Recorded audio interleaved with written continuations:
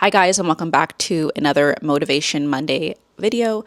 So today I want to talk about mindset shifts every woman needs in her 30s. I want to start off by saying thank you guys so much for the love and support you guys continue to give me on all videos on my channel. I just did my video before this and I had a little emotional moment, I'll call it that. I just realized how powerful our minds can be. And I talked about how I went on ChatGPT 3 months ago or so when I had wrote out very detailed of how I want my daily kind of routine to go. And I had to stop and I thought about it and I was like, it is exactly to this day, that script that I did 3 or 4 months ago is exactly how my daily routine is currently, which is insane to me. So in this video, I want to talk about quality over quantity of friends in our 30s. It's different too when you're in your 20s because you tend to gossip about people. You don't, from my experience anyways. Your friends don't talk about like goals or achievements, or maybe they do. I don't know. But I know back when I was in my 20s, we used to talk shit about people all the time. I have a very small group of like-minded friends, I will say that. But we talk about our goals and businesses we want to start and new hobbies we want to start. And I think it's just different to surround yourself with like-minded people. Another thing I started doing when I had first started getting into really a mindset shift, rebranding myself back after I had my daughter. The people I were friends with were definitely not married. I looked up to my uncle and his wife so much because like they had it all. They had the house, they had the good jobs, they had the money. They were always traveled. And I was like, holy, like that's exactly what I want my relationship to be like with my husband one day. What I started doing with people I felt were dragging me down or those toxic friendships, I would pray on it and I'd be like, no, I just don't want to, I would just say I don't, in my mind, not to the person, I don't want to hurt their feelings, but I would just put out there in the universe, I don't want to be friends with this person because I don't like the way they make me feel. I don't like the conversations I'm having with them. I don't like it. It's not healthy for myself. And within no time, like we would have a falling out. We would just stop talking. It was really good because then it allowed new people to come in my life that were on the same page as me, where we could talk about positive things. Or even I needed friends that had kids at this point in my life because none of my friends had kids. And I was like, well, it's very awkward for me to, I don't know, life was just different then, right? Like I remember would always have to take Natalia with me to go hang out with my friends. And I'm like, but this is not a place that, and I thought about that and I was like, this is not a place that my daughter should be. I don't want to get back into that cycle of how it was for me growing up. And, you know, like parents put you to bed or cousins put you to bed or whatever. And then there's a party downstairs. And I was like, nah, I don't want my kids growing up around that type of environment. And I actually don't drink anymore. I talked about this maybe 2 years ago on my channel, but I am sober for 10 years now. So I went to rehab back in 2014 for cannabis and alcohol. And it was honestly the best decision I ever made for myself and my family. And most importantly, my baby girls for sure. I was diagnosed with borderline personality disorder when I was drinking and smoking weed all the time. My husband's also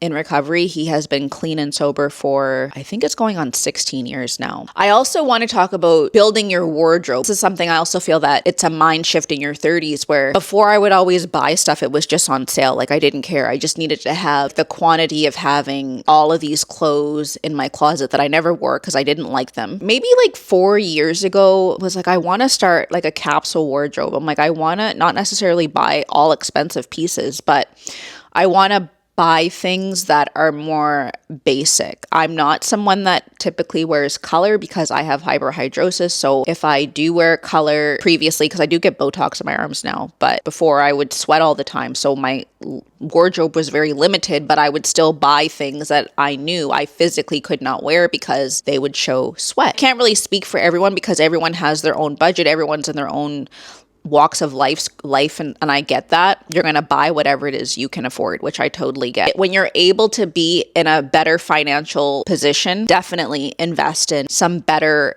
type basics. I remember before when I first started my capsule wardrobe, I was thinking like, oh, I need to go to Aritzia and I need to go to Club Monaco and I need to go to these more expensive stores to get better quality stuff. And then after buying those things, I realized this is not better quality. Some of those stores have the same quality of stuff as, I don't want to say like a Shein, but some of them do. And I always make sure I also read the labels on clothing. So I noticed a few years ago, because I went to Victoria's Secret and I bought a bunch of pajamas because this was part of my like refresh. I wanted to have a capsule wardrobe, and I love 2-piece sets for bed. It just makes me feel put together. So I went to Victoria's Secret and I think I bought like 5 pairs of pajamas. And then it was like a few months later and I'm like, why are all these little pillies on these pajamas? Like Victoria's Secret pajamas are like $90. And then I realized they're 100% polyester. And I was like, okay, but Walmart has 100% polyester pajamas that are $14.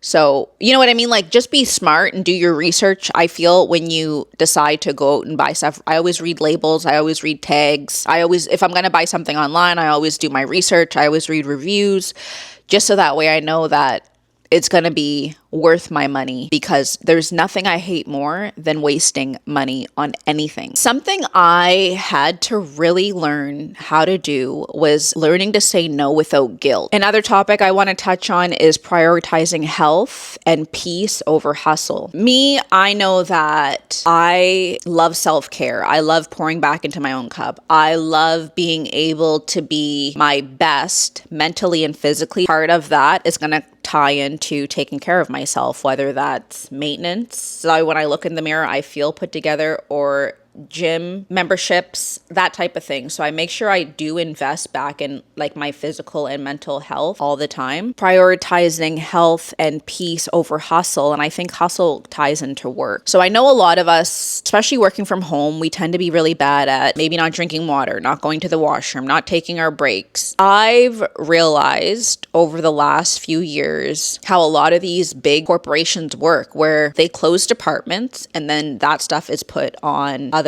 employees. I realized a few years ago at work, because they had closed 2 departments correlated to my department. And then they try to give us those 2 departments roles to do. And I got to the point where I'm like, you're not giving me more money and I'm not doing it. Like, it's that simple, because there's no reason why you guys would close departments to give it to me. So that way, the shareholders and upper management can get bigger bonuses. But I have a bigger workload. My targets are now higher for me to meet, which are very unattainable in order to get a bonus. So I kind of quietly quit. And I know I'm not the only one that does this, but it's not my problem that these companies are understaffing themselves. That's their problem, not my problem. And the last thing I want to touch on is back to fitness and pouring back into your own cup. I'm really struggling currently with just going to the gym, because I feel like I need a little bit of a push. I'm like, I only have enough in me to go to the gym for 1 hour max. And I'm not saying I should feel like I need to go to the gym for any longer than that. But I was talking to my husband and I was like, it would be nice to either get a trainer, try CrossFit, or do Pilates on a regular basis. In the next month or so, like, I'm going to start to change my workout routine, because I'm just bored. And I think these are just my mindset shifts that I'm going to be taking on in the next little bit. Is I'm bored with the gym. So if something's not working out for you, I suggest obviously finding something that does work for you, right? Like, I'm bored of the gym, so I'm going to find a fitness class, CrossFit, like I said, or Pilates, or getting a personal trainer. That way I'm able to get my momentum back of working out, because I have some fitness goals I want to be able to reach by May of next year. I want you guys to let me know in the comments below which mindset shift speaks most to you. Let's speak in the comments. I'll see you guys in my next video. Thank you guys for watching. Please don't forget to like, comment, subscribe, share, do all those great things, and I'll see you guys next week. Bye. Whoa. Yeah, look at me dead in my eyes. I know that you know that a nigga ain't lying. Too much respect. All of my shorty BDs, they know not to try. Too much respect. I used to hand out CDs before they would buy. Whoa. She love me so much, it seems like she buys. Niggas don't know how I live, but that's cause they live at the high. Hey. 4L steps, ain't stepping on shit to this pride.